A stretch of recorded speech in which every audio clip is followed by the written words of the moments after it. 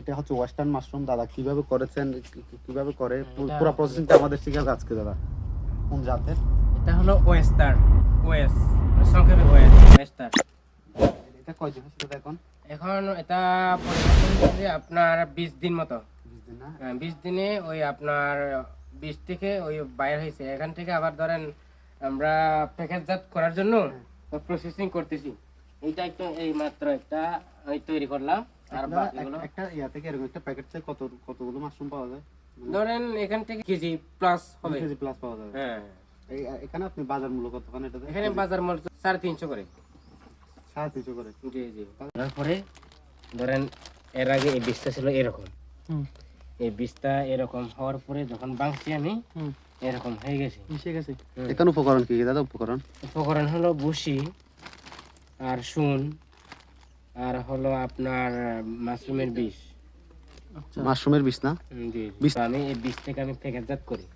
দেখতে পাচ্ছেন দাদা ওয়েস্টার্ন মাশরুম প্রস্তুত করার জন্য প্যাকেটে 8 বাই 20 সাইজের কতগুলো প্যাকেটে খড়ের যে পুটলিগুলো সেগুলো 3 থেকে 4টি প্রবেশ করার পর টাইট করে এগুলো যাতে নিচে কোনো ফাঁকা স্থান না থাকে সেজন্য ভরাট করতে হবে। ভরার পর যে টিস্যুগুলো ফাঁকে ফাঁকে দিয়ে একটিতে 250 গ্রাম মতো টিস্যু ভরতে হবে।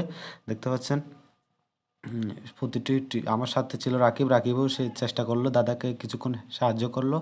দাদা আস্তে আস্তে পুরা ফুটলিটা ভরে ফেলার চেষ্টা করতেছে। রাকিবও চাইছে কিন্তু সে প্রথমবার যেহেতু প্যাকেটটা ছিঁড়ে ফেলেছিল আরেকটি তৈরি করার চেষ্টা করতেছে। দাদা খুব সুন্দরভাবে পরিমার্জিতভাবে খড়গুলো সুন্দরভাবে ঢুকিয়ে এবং যে কোনো স্থানে ফাঁকা রাখে না, টাইট করে আর যে স্পন বা টিস্যু যেগুলো বলেন সেগুলো সুন্দর করে ভরাট করে ফেলতেছেন। এভাবে কিন্তু ওয়েস্টার্ন মাশরুম তৈরি করা হয়। ওয়েস্টার্ন মাশরুম তৈরি করতে গেলে এই পদ্ধতিগুলো মনে রাখতে হবে, কারণ এভাবেই কিন্তু আপনারা সিস্টেম বাই করবেন। এখন দাদা সম্পূর্ণটি তৈরি করে ফেলেছে এবং ফিতা দিয়ে বাঁধা শুরু করে দিয়েছেন। এগ্রো ফার্ম না? এখন আমরা সোজা চলে এলাম দাদার এগ্রো ফার্মে। দেখতে পাচ্ছেন এটি অক্ষর মাশরুম অ্যান্ড এগ্রো ফার্ম।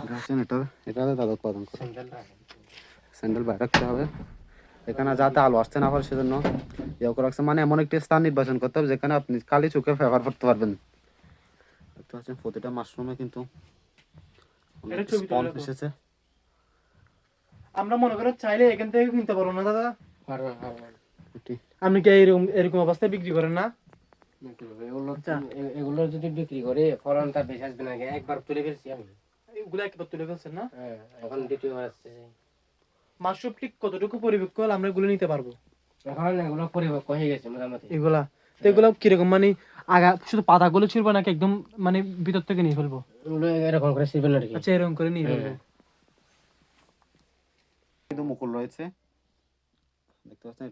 এটাতে জানালা খুলে দেওয়া হয়েছে মূলত আমাদেরকে একটু দেখানোর জন্য, নাইলে যেখানে জানালা বন্ধ থাকে প্রায় সময় যাতে আলো আসতে না পারে। আলো আসলে কিন্তু নতুন স্পন আসবে না।